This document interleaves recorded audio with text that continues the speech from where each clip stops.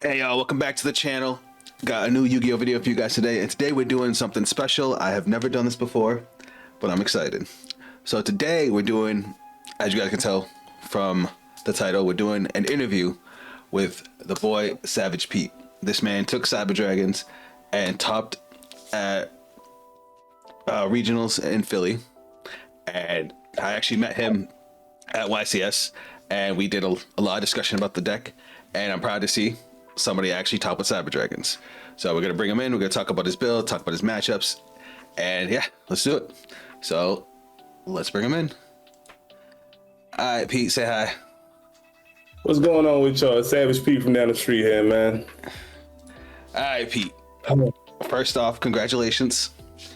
Appreciate it. The first time I heard of you was actually I think you bubbled in onto a day 2 last year with Cyber Dragons. Somebody Nationals, I believe it was 2023 Nationals. was it 2023? Yeah, it was in North Carolina. I wasn't able to make Texas, but North Carolina, I was able to bubble day 2. Actually lost out the last round of day 2 before top 64. So this man has been putting in the work with Cyber Dragons. Now, what was your overall record again? It was a silly record. I was 7 wins, 1 draw, and 7 wins, 1 loss, and 2 draws. It was 10 rounds. The draws are hilarious because that happened to me at YCS. I had fucking 3 of them. All right, we actually have his build in the background, as you guys could see. Now, first off, let's talk about the build. All right. Walk me through it. I see 46 cards seems a little crazy. So the idea behind the 46 cards is to give you a little bit of a ceiling. Most Cyber Dragon builds right now, they try to focus on 40, but even with the 40, they lack a little bit more of the blowback and they're more glass cannon. So what you want to do is you want to give you enough resources that you can keep firing over and over again. The deck is built to go second. It's an OTK deck. From the new support, it gives you the option to actually go first if you're put in that scenario. So you're not crippled with them trying to make you go first. You can put up a optimal board with a decent amount of negates for 1 card, and you could have hand traps and or interruptions in your hand. So 46 for me was perfect. Yeah, I saw the three Jormungandrs. I immediately knew this had to be a going second build. Right. I'm surprised. Well, I mean, you got Eltanin, which is interesting. Ain't nobody do that. Eltanin, Clockwork Knights. Like, I was like, he doesn't have too many like full blown board breakers, but inside those are board breakers. Right. And I swear, 2 droplet is just, that shit comes in clutch. The idea behind the 2, because a lot of people do 3. They'll call it OCG ratios, but you don't want to clog on 3. Like, from my experience, I've clogged on 3 so many times. I think it's perfect. For any of you guys that don't know, Savegepete and I are actually in a Facebook group chat that actually does a lot of theory crafting on Cyber Dragon, and I believe it was you that said if a hand trap can only be used once in a turn, you don't want to run more than 2 of it. Correct. And I actually took that idea when I went to YCS. A lot of people were bugging out because I was only running 2 droll and 2 droplets. But I feel like depending on the format, I mean, 3 Lancia, even though it's once per turn, if I'm correct, it's more of a card that you 100% want to see. So my idea behind it is you only run 3 of a card that is not once per turn, that you can activate multiple times as a form of interruption or a combo starter. If not, then you run 2, because imagine drawing 3 droll and like 2 of another card you can go with. It's gonna hurt. Talk to me about the extra deck. So the extra deck start out with the 2 Clockwork Knights. A lot of people only like the 1. In a scenario where you go Clockwork Knight and you attempt to activate the effect to pop the spell in the continuous spell card, if they negate it, even if you pop the card, you don't get your search. You might still need the card later on in the game, or you might need to be able to extend a little bit more using that card, like for a certain combo. So the second one can come up within the regional. That second effect to call something back too. Yeah, that effect comes up a lot, whether it's for a contact fuse or, just clearing something. Like if you go Fortress and your opponent veiler's your Fortress during the main phase, cool. You can use Clockwork Knight, you can get rid of the Fortress, special summon back a Nash or something that's in your graveyard, and then go about his effect and just keep extending from there. Do we like Azalea? We love Azalea because one thing about the deck is the one thing that we don't like besides roll is back row hate. Like we don't like back row. So what you want to do is you want to get rid of the problematic cards. Sometimes just having 2 to 3 spells in the graveyard and having Azalea, you can get rid of a problem card, and then without a monster on your board, you can summon Cyber Dragon from your hands for those, special plays that you might need a Cyber Dragon. So depending on the situation of the game state, Azalea really comes up a lot. I've popped, I don't know how to pronounce the Mitsurugi ritual card with 3,200 attack. I popped this card a numerous amount of times with Azalea. And you still want to be able to go into your battle phase too. How many times did you go into Zeus? I made Zeus one time throughout the whole day against Mitsurugi round 8, I believe. Just once.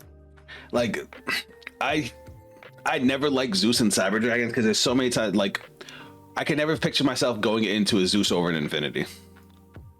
But that's just Right. that's me. Everything else is pretty self-explanatory. Sorry, go ahead. No, you're fine. So for the Zeus, so the only reason I chose Zeus was because I wasn't a big fan of Typhon. I don't like being limited to just summoning that monster, because there are some game states where they will have like a detonator or something on board, full board, and you can go Typhon and return it to the extra deck and attempt to attack their monsters. But you want to be able to kill as much as possible. Plus, if you're locked into machines for any given point, Zeus is a machine, so it gives you that synergy. I feel that. Now, I saw you mention that Cyber Eternity came in clutch. Elaborate. So Cyber Eternity came in the clutch because I summoned it a couple of times. I summoned Eternity against Blue Eyes. It wiped the board clean. As long as you negate certain cards or force your opponent to interact with certain things using their interruptions, Eternity can clear a whole board for you. For me, what happened was I think you're talking about Altanin. Oh yeah, I'm so sorry. Yeah, that's it. I keep saying Eternity. Their names are so similar, but it was one time in the game state. I summoned the Elton, I banished all my light machines from my graveyard, got rid of their board. I attacked with Elton, and it was like, at least I had Clockwork Knight on board, so it was like around like 5,300, something like that. I activated Cyber Little Fusion and I went Rampage. Rampage was sitting at 26, so it was enough for a game. Gotcha. Yeah. What'd you do with Cyber Eternity Dragon? So the play with Eternity is actually it's weird, but so Eternity effect is if you banish it from the graveyard, your fusion monsters cannot be destroyed by your opponent's card effects. You can't target it. So in a way, I like to say is my 10-pot field spell. So that will be the card that I send to the graveyard from the extra deck after I activate Cyber Horizon. Cyber Horizon's first effect is actually a cost. One cyber machine type dragon type monster sent to the graveyard, and you get utility off of that. So sending an Elton in, it's pretty decent. I mean, sending an Eternity is pretty decent. I got you. Adding Elton in from that is like twice as better. I want to like Horizon. I want to, but I tried so hard not to go with with a card that needs another card. You know what I mean? But yeah, between having Worm as a ditch target, Eternity as a ditch target, Hurts as a ditch target, like we have so many good things we want to send to the graveyard now. Right. All right. Talk to me about the side. All right, side deck. So a lot of it is standard. The Lancias, the Perulia. The deck lockdowns was an idea I got from the YCS when I played against a Centurion player. That shit's hilarious, by the way. It held me down so many times against Mitsurugi Razio. Like, that card was so good. And the Spooky Dogwoods was more so just for, time. A lot of people play combo heavy decks, and you need a time card in this format. Like, yeah, I got fucked by time 4 times at YCS because, like, my main game besides Yu-Gi-Oh! Is Cardfight Vanguard, and their time rules are a lot more flexible. Right, I've heard that too. So like, because they have it like Yu-Gi-Oh used to have it where you have the 3 turns. Yes. And there's a lot more searching and drawing in that game, so it's a lot of shuffle and cut. And I've gotten so much into the habit of that time rule is just ugh. Yeah, depending on the time, because we have 45 minutes now, but even in that, you still end up using like the whole 45 minutes within the game. So you go into time a lot. So it's good to have some type of time card to fall back on. I see that you ended up putting Fusion Substitute in the deck. That's a me card. That's a you card. I was thinking of you when I played that card. I was thinking about Poly for a while, only because there has been a couple game states where I had Cyber or Light Machine stuck in my hand. I like the recursion with Fusion Sub because I play one Fortress. So if I ever need them again, Fusion Sub will definitely put them back and help. So also, the one card combo off of Realm and Claw. I haven't figured out a way around it, but it ends up using both of your rampages. So being able to get one rampage back into the extra deck for OTK following turn is one of the reasons I kept Fusion Substitute, even though it can sometimes be a brick. Right. All right. So sorry. Continue. No, you first. You first. You're the guest of honor. To be honest, when I had first saw the new Cyber Dark Worm come out, I was thinking of a combo to go about, just putting up a maximum going first board. Like I know the deck can go second, but I was trying to do my best with going first. You gave us the idea when it came to running the Dawn monster with the Fusion Sub, because I was always ending on just a Seeger. And then when I saw the video you put up, I'm like, we can put up one more negate.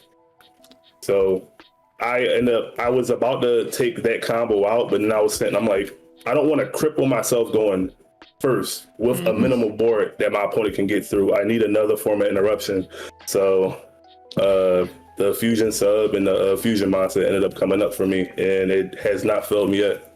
Heos, I think, was being able to end on the 4 interruptions with Heos being the last one. It gets us a back power bond, so we have follow up for the following turn, because we get the materials on board or in hand. That's just that power bond is an OTK. Right. Most board breakers are spell and trap cards. Right.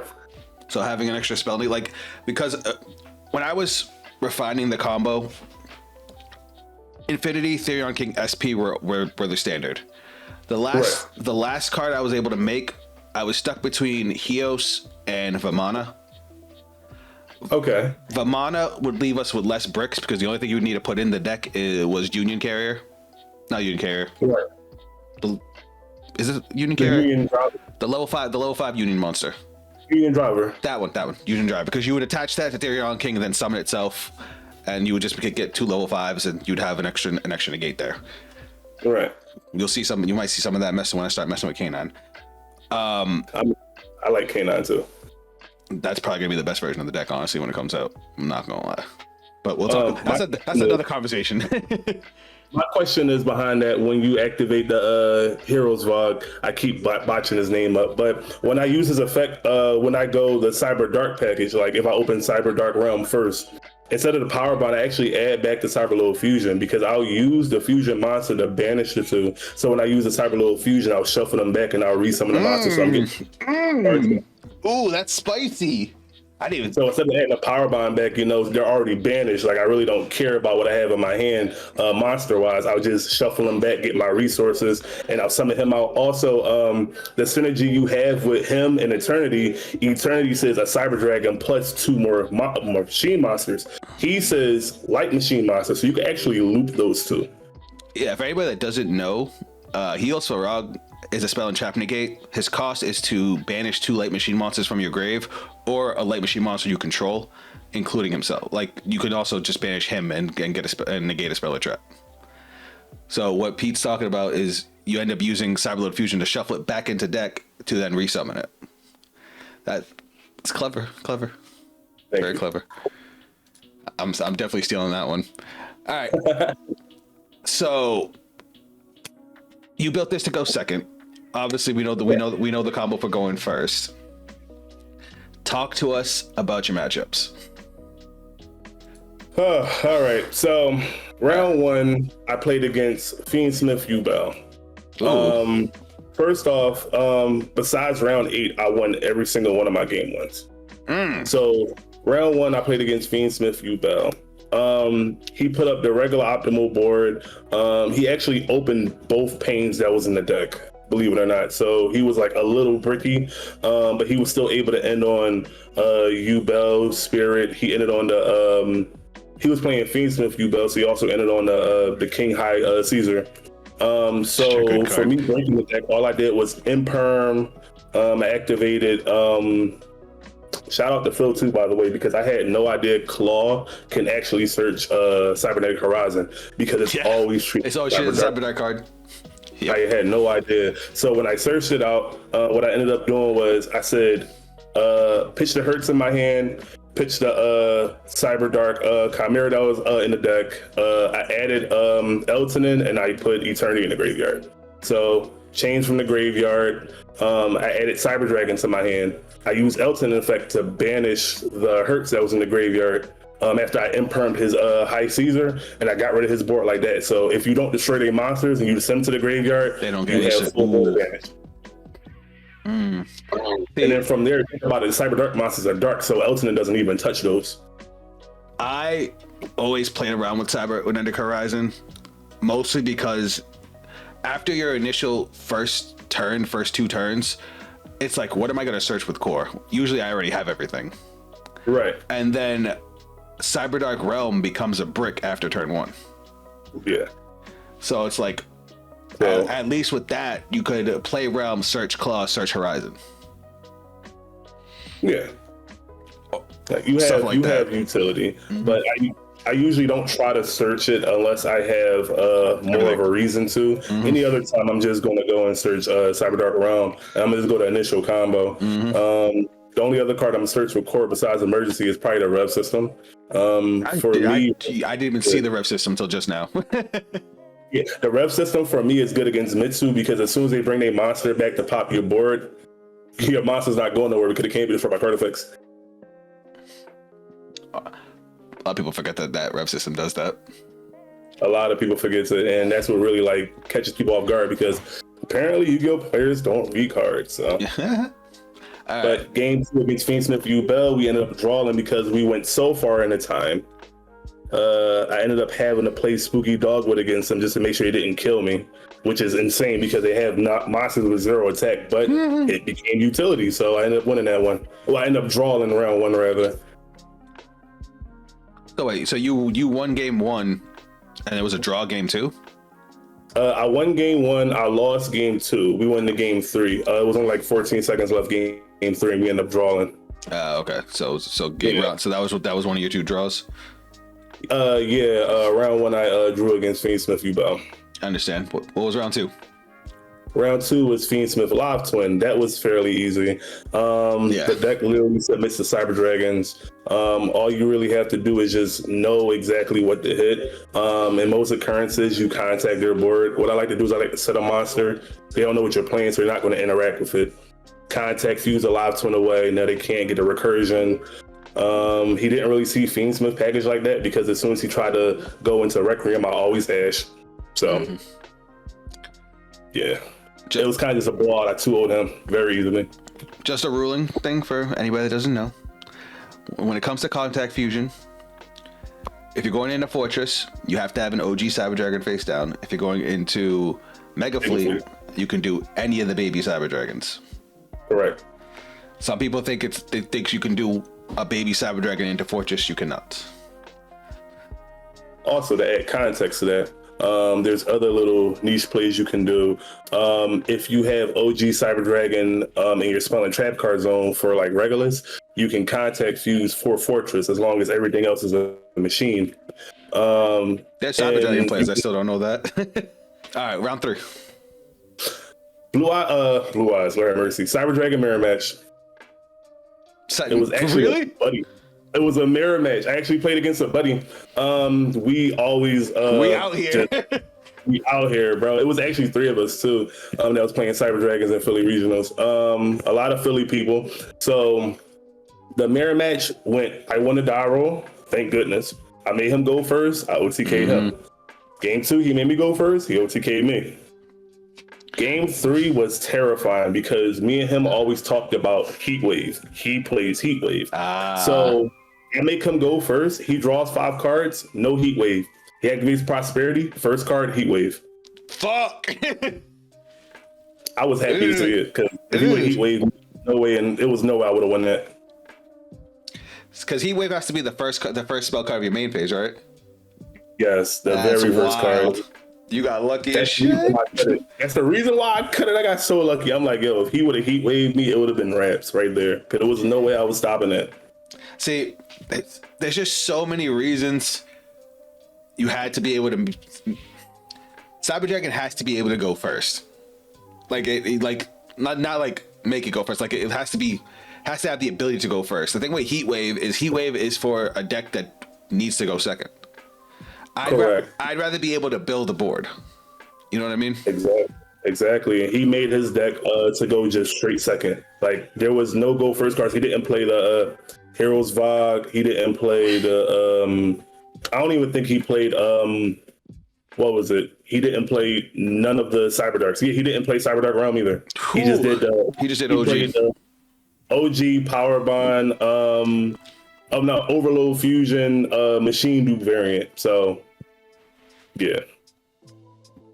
But even though he was doing that, round 3 I played him. So he was actually undefeated. I was being paired up almost the whole day. So he was undefeated round 3 with Cyber Dragons. I was his first loss. A lot. When you got a deck that's built to go second and everybody wants to go first. All right, what was round 4? All right, round 4 was Blue Eyes. Now this matchup was kind of weird. I played Blue Eyes round 4. Game 1, I hit him with Droll. He set up a minimal board. He had Spirit with the trap card, and I think it was an Imperm, and he passed. He had only a Veiler in his hand, which he searched off of the monster. That's when I had Drolled him.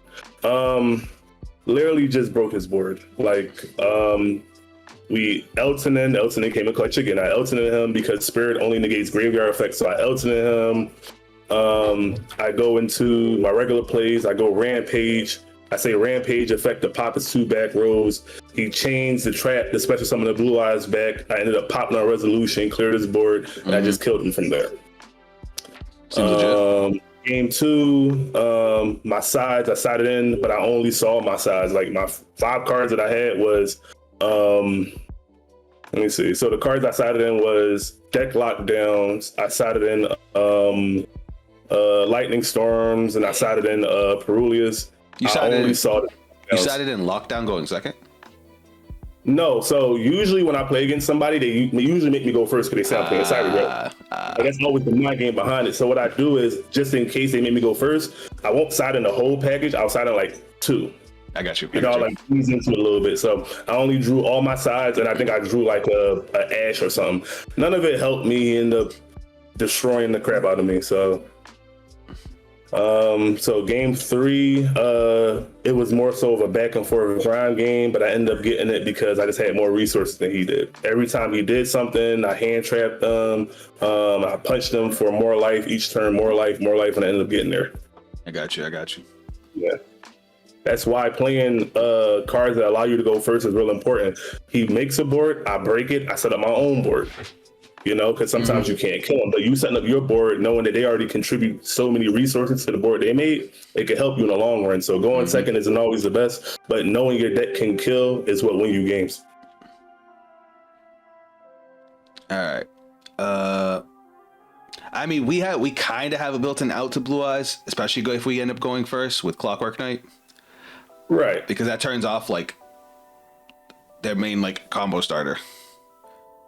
It turns off you being able to go into the Link 1, but we can't forget they still play the Barrel Dragon and everything. So all they really have to do is find a way to get a Drill Beam, and it just banishes the Clockwork Knight. So that's true. Once again, it depends on the game state. It depends on like how you know your opponent is playing. So you want to play a little more defensive. So if you have 2 negates, a hand trap, and Clockwork Knight, then you can get there. But if you just have Clockwork Knight and like 1 negate, they could break it pretty easily. So once again, Blue Eyes is also an OTK deck that can go first. All right. So that was what? That was round 4? 5? That was round 4. Round 5, I actually played against Chimera. Homie dodged Raziel and Malice for mad long. Bro, for the first 5 rounds, I was playing against, but these people was also undefeated. That's true. I'm being paired up this whole time. I only have a draw. I'm being paired up. So everybody I'm playing against is people that's playing decks that are beating these other Raziel Malice decks. So he was pretty good. I'm not gonna lie. I did 2-0 him though. He misplayed. So our game 1 took literally 43 minutes. What? Literally. He played every super poly. He super poly me 3 times and I still won game 1. He played super poly. He played judgment. He played strikes. And he was just setting up the Chimera board with the fusion in the background and the monsters in the graveyard that could either target negate or straight out negate. So we was playing back and forth and he ended up misplaying because I only had 200 life points left. But he went through all his resources. I was able to kill him game 1. And game 2, he lost because of time. Wow. Yeah, so like, your first game took 100 years. The first game took 100 years because like I'm not too familiar with Chimera. Like usually when I play against Chimera, it's like Chimera mixed with another type of archetype. But this was pure Chimera, so I didn't know what to expect. All right. So what was so round 6? What you got? All right, round 6, I played against my teammate. He was actually on Mitsu Razio. There we go. Oh, man, so against him, game 1, so we've been playing for years. He knows my deck like in and out. I know his deck because we actually like conversate of how he should play the deck, you know. And once again, he was I believe at this point he had a draw. So he had a draw just like me, so we're playing. I win game 1. Game 2, he set up the 4 Mitsu Razio board. If you're playing Cyber Dragons and you don't have a hand trap, board breaker, or interruption of any kind, you can't break their board. If you have just engine going second, you will not break their board. So even though I was able to bait out everything he had, I had nothing for the follow-up. So I won game 1, but I lost game 2. Game 3, I won strictly because of deck lockdown. It was deck lockdown. It was I do. I did a deck lockdown. I had Infinity, Regulus, SP, and the Fusion Monster. So I went full combo, but I also had deck lockdown.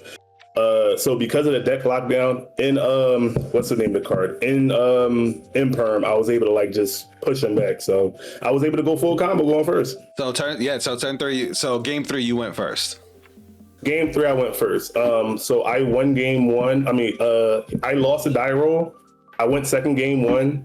He went first game 2. I chose to go first game 3. The theory behind it is when you're playing against these decks, Mitsu or Malice, you know they put up strong going first builds, going first boards. The idea behind it is go first, shut them off of whatever engine they're trying to start with. If they're trying to go into King of the Pharaoh Imps, you know they only have Razio combo in their hand.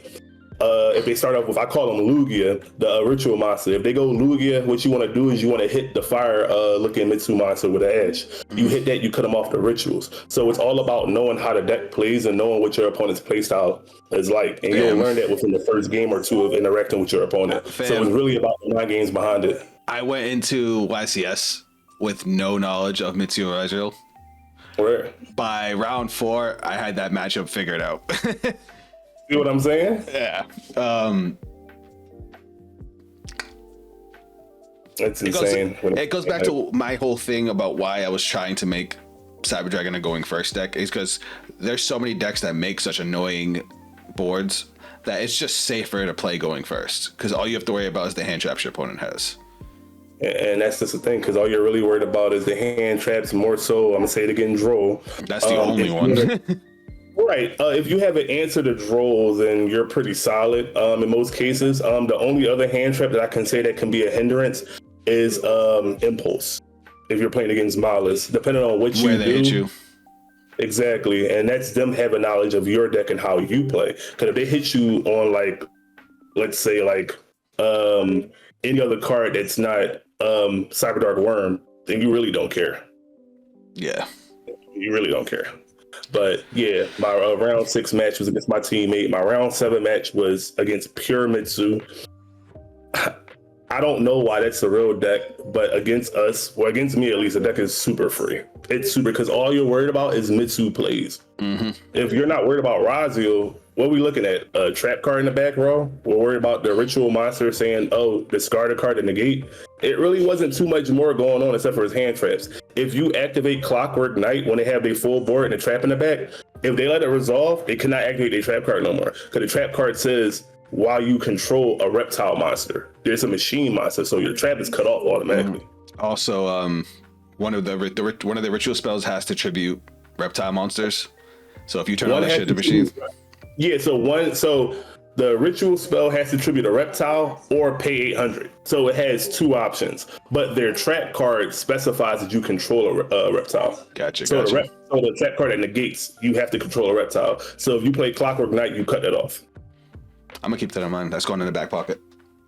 But yeah, I didn't have any problem with pure pure Mitsu either. Yeah, it's a free. That was my first round, my round one at YCS, and I had no idea what the fuck was going on, and I still took the game. Yeah, I actually like Mitsu as an archetype because I used to play Ognotics a lot. So I was thinking about it, but I never got around to it because I'm so invested in the Cyber Dragons. All right, what's your 8? What was your 8? Round 8, I finally played a Malice player, and it was somebody from my locals. So one of the things about a Cyber Dragon deck is having the element of surprise. I didn't have the element of surprise this time. Our game 1 was about a good 20 minutes. I ended up losing game 1. It's my first game 1 that I lost all day, by the way. I ended up losing game 1 because he had too much recursion. Like the recursion he had was insane. He was able to just loop the Heart's Cryptor, banish a card. He set up all the trap cards. He banished another card, add a card. He had Bestials coming out from my my Cyber Dark Worm. Like it was just no way I was winning that. But I was able to grind game with him a little bit. So going into game 2 now, my hand was Clockwork Knight, Droplet, Ash, Regulus, and Powerbomb. I bricked game 2. I activated Clockwork Knight. I set Droplet. I passed. He sets up board. He goes in the battle phase to try to kill me.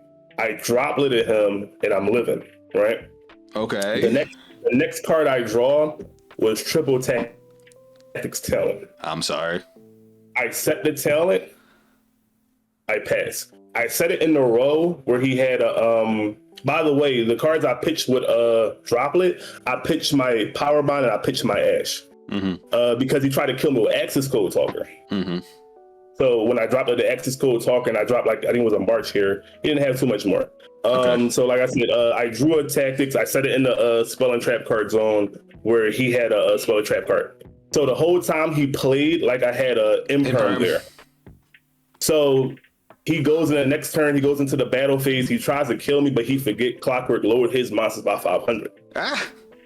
So I'm still alive by like 800 life points. I don't know how. Homie should be long dead. Bro, so literally what happens, I'm not supposed to win this game. I draw Cyber Dragon Core. I play this mind game flat out because I'm like, he has 2 trap cards back there that vanish. So if I do anything, he's going to spring it, banish my core, and I lose. The only card in my hand besides the core is the Regulus. Because remember, I started with a Regulus. I did not discard. So what I said was, I drew the core, I looked at it, I threw it on the mat, and I held my head. Homie said it. I look at my opponent, he goes reach for his deck. He says, my turn. I'm like, no contact views. So I get his white binder out, right? Cool. So I get the white binder out. I look at him, I'm saying battle phase. He says, March Hare in hand, target the white binder, banish the white binder, summon the March Hare in the fence, special summon back the white binder to draw a card, right? I say, activate Tactics. I take his white binder. And I literally kill him with, oh, my bad. I summon Therion King Regulus. He said, that's fine. Then he activates the March Hare. There we go. So when he activates the March Hare, I do nothing. He summoned the white binder back, I activate the Tactics. I take his white binder and I kill him. Like literally, I should not have won that game. It was 2 rounds. I should have been dead. So we ended up drawing because we went into time. So that was my second draw today. So I drew round 1 and I drew round 8. in a game that I shouldn't have won. What's crazy about that last turn, I was just thinking about it. Because he lets you get to the point where you contact fuse with the core. Right. Even if he had cleared your board, you never use core's effect. So you could have banished core to summon Cyber Dragon from the deck and then contact fuse his board anyway. Exactly. And that was my whole thing. I'm like, as long as I needed core to hit the graveyard, that's all I know. I'm like, if this core hits the graveyard, I'm back in the game. Bro, the bait though. The bait was wild, bro. Like he was like, bro, like you set the tactics. I thought it was an imperm. The fact that he played around it like it was an imperm was the reason I won that game. So when we drew, I'm like, bro, I shouldn't have won that game, bro. That and the hand on the head. He said, I put my hand on my head after just throwing the card down.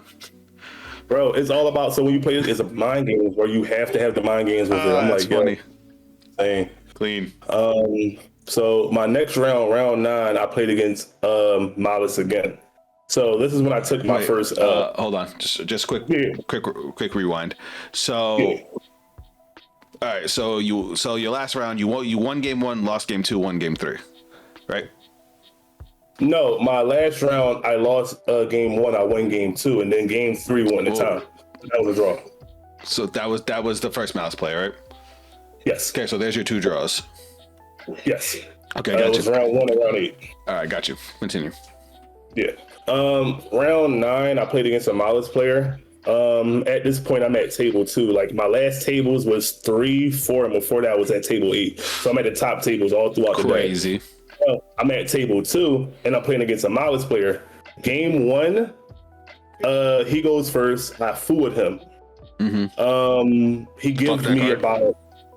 Say again. Fuck that card. I fool with him. I drew about like 3 or 4 cards.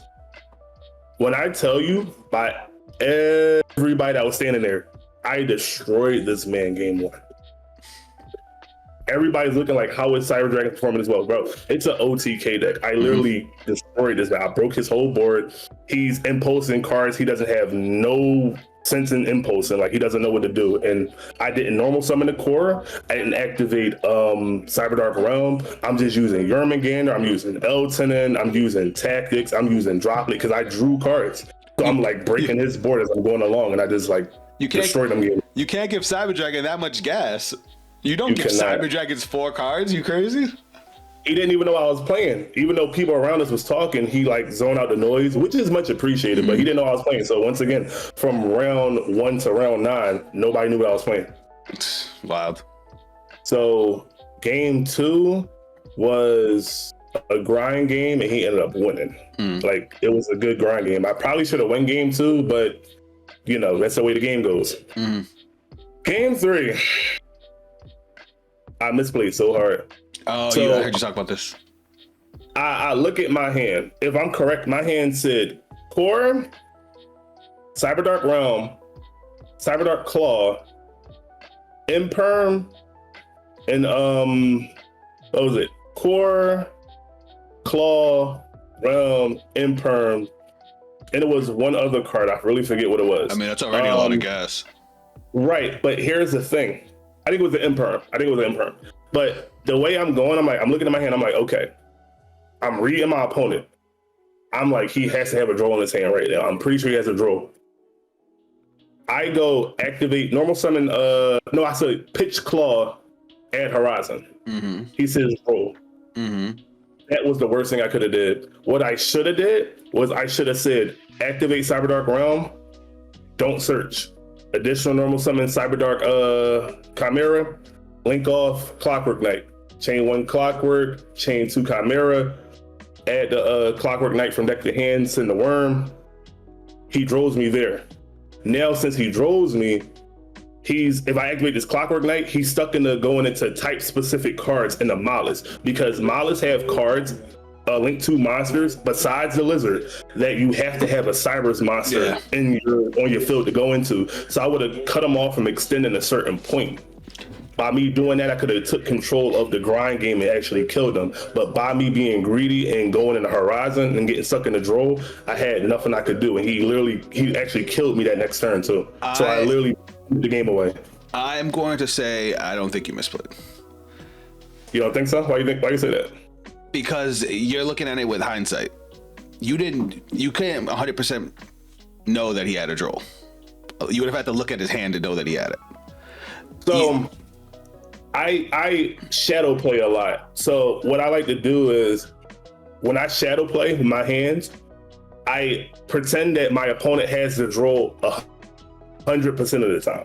Okay. So the whole purpose of what I do is I play as my opponent has droll. So when I play like that, I know what to do if the situation comes when I know my hand cannot beat droll but so much. If I have a hand that can still play under droll, fine. But if I have a hand that's limited and I know what my opponent could possibly do, you have to play like that. Because if you play blind the whole time, you're going to get punished. So even though I go through the mental testing, the fact that I didn't go this play is what beats me alive. Been beating myself ever since. I'm like, if I win round 9 at table 2, I play table 1 next round, and I could potentially win the whole event. I just think, what if he didn't have the droll? Then he would have just died. Yeah, if he doesn't have the droll, because I went first. Once again, I'm playing against models. I'm like, I'm gonna go first. So my whole mindset is set up a board. The same thing I did against the Mitsu player, and literally just stop him from going combo. But I mean, even if it wasn't too much of a misplay on my behalf, I could have had a better board to combat against him, because when he was playing, the way he played, he went into the lizard. I had an answer for the lizard. The next play he did was going to Splash Mage. If I would have put the clockwork up, he wasn't going to go into Splash Mage. Because you need cyber monsters. I see what you're saying. So, you know, my thought process was correct. So I ended up throwing the game. Hey, it happens. Yeah. All right. So you had one more round? My last round was pure Mitsu, and I 2-0'd him. Oh, well, yeah. We established that. Here's the kicker. I'm still on it. If I would have won round 9, my last round for table 1 would have been pure Mitsu. That's funny. So I played that deck regardless. Hey, you did fantastic, homie. You did fantastic. I appreciate it, man. But in all, I went 7-1-2. The last time I topped Philly regionals was 2021. It's my own city too, so it's been a long time coming since I actually got my invite here. It's one of the hardest regionals to actually participate in. I'm proud of myself because I was able to finally get my invite. And hopefully I'll do better next time, man. Yeah, I'm a little butthurt because there was actually another regionals 2 weeks after YCS, and I wanted to go, but life happened, and now there's not going to be one near me for a very long time. But oh no, really? Yeah, so it is what it is. Life happens. But I am going to be tweaking with some different versions of the deck. I am super excited for K9. But like, I'm still trying to figure out a good build for K9 because I'm looking at all the monsters and I'm like, this has potential, but I have not like really dived into it as much as everybody else. My last Yu-Gi-Oh stream, we messed with Synchro Cyber Dragons because Clockwork Knight doesn't just have to break an Ethereon King. There's really good Earth Machine tuners that we could also use. So I started playing around with that a little bit. Okay. I'm gonna be streaming. At the time I release this, it'll be tomorrow, but Tuesday, and I'm gonna be messing around with Orcus again because I used to love Cyber Orcus. That was one of my favorites. And again, us being able to search Clockwork Knight can bridge us into the Orcus engine by searching out Scrap Recycler, Platinum Gadget, Scrap Recycler, and we just go off. Things like that. The last time I played Platinum Gadget, I think it was in 2020. It's when VFD was legal, and what I was doing I was going to combo where you use the Affinitrack monsters to basically combine with VFD and everything. I use Platinum Gadget and everything. I love that so much. But I want to wait till K9 was a little closer to coming out. But so not this week's stream, but the next stream I do, I'm definitely going to be working on K9. So everybody can come with their ideas. But anyway, last question before we cut this off. How do you feel about the deck versus the meta? So there is a couple cards that I would change out. I really want to test Shadow and Prisoner Mirror because against the meta, I feel like it's pretty decent. Cyber Dragons against the meta. In general, I feel like it's a sleeper deck. It's like a dark horse in the format right now. I say it's a solid rogue. Yeah, I feel like it's really a solid rogue. It really depends on what you're trying to do with it. The same thing I tell everybody, I'm like, listen, the deck can go first, but stick to your guns, go second. It's an OTK deck with the option of going first. So the fact that you're not crippled if your opponent tells you to go first is amazing in itself. Like, don't force yourself going first, because going first variants can also bite you in your butt. If you go first and you draw like how I did against the Miles player, then you're cooked. Don't get cooked. Don't get cooked. Don't get cooked. But no, the deck is I like it. It's pretty solid. I'm at 46 right now. The only thing I would change from the side deck is I'll probably take the Zeus out, and I would probably put like probably the Chronomaly monster, because I do like him a lot. I just wasn't able to find one. That's the reason. The reason I played Zeus, because I couldn't find a Vima at all. A Vimana? That's funny. I could not find one at all. So I'm like, you know what? Zeus is pretty decent, and I think it performed very well. Anything in the main deck you would change? For the main deck, let's see. If I could find a way to tech in probably a Magma and a Jewess Worm, that would probably be Really? Interesting. So the reason I like the Magma and the Jewess Worm is because you can search Claw with it. That's true. And then the Jewess Worm only solely because, like, you know, if you have a Claw in your hand, you can get the recursion with that. If I could find a way to throw them in there, then I would probably run that. To be honest with you, I wish I didn't have to run the one of Call By and the one of Cross Out. If I didn't have to run it at all, then I would be playing it. Like, yeah, but I mean, you could probably live without Foolish Burial. So, believe it or not, Foolish Burial is so much utility. If you Foolish Burial and you don't have no other way to like a Cyber Dragon, you can Foolish Burial the Chimera, and the Chimera triggers when it hits the graveyard, any way, shape, or form. That's true. And that'll get Like, you it doesn't have to be set in the field. It will get me started, especially if I'm like in a simplified game state in a late game and I draw a Foolish. I send Hurt to the graveyard at core, or send whoever to the graveyard to trigger. So, I mean, I like the Foolish. I was thinking about getting rid of it because it's not searchable, because I'm not playing Thrust in the main. It'll probably just be that. If I do cut the Horizon, then that means I'm cutting the card out the extra deck too. So it really just depends on like what the format is looking like. But right now, I think I would probably like keep it remotely the same. I like it how it is for the moment. Definitely a fun build. Anyway, Yeah. Pete, thanks for sharing your deck list. Thanks for telling us all your matchups. Congratulations on the top, homie. I appreciate it. Are you good to go? I'm going 100%. We're thinking about taking another road trip, because I've done this road trip like at least like twice already. So I'm thinking about a third time because it's a charm. I might go with my team, get a Sprinter van, and just I'm so take jealous. that drive. 12 hours, man. Take that drive. So. But no, man, it's been an honor, man. I'm glad you featured me on your channel. Again, thanks for being here. All right, guys, that's going to be it for the video. Going to be a little bit of a long one. I hope you guys enjoyed the interview. If you guys want to see me interview other players, let me know down in the comments, and let me know who you'd want me to interview. Like I said, this is the first one. I had to come up with a whole set of questions and whatnot and topics to talk about, but it was fun. If you guys want to check me out on social media, those links are down below. Of course, support Pete. Tell him how great he did. He's all over Facebook. That's going to be it for me, guys, and I'll catch you on the next video. Later. In my eyes, I was born for this. I got demons on my side, you ain't right like this. I got reason to believe I don't need it from my gifts. Only I can change the world and it go like this.